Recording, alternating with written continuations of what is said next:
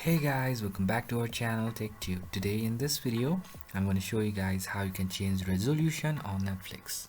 So, I'll be teaching you a very easy step regarding this one.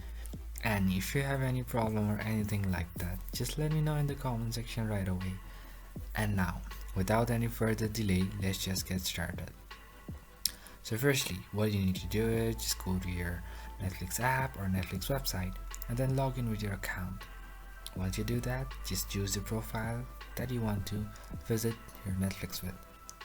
Once you are over here, what you need to do is just go to the top right corner and then go to account.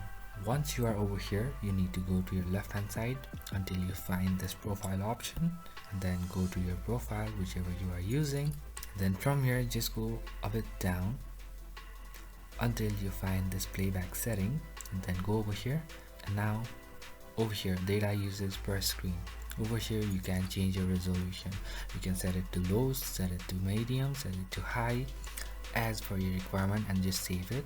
So that's pretty much, guys. That's how you do it, and I hope this video is helpful for you guys. So thank you for watching our video, guys. If you like our video, please leave a like and do not forget to subscribe our channel and also hit the bell icon so you never miss an update from us.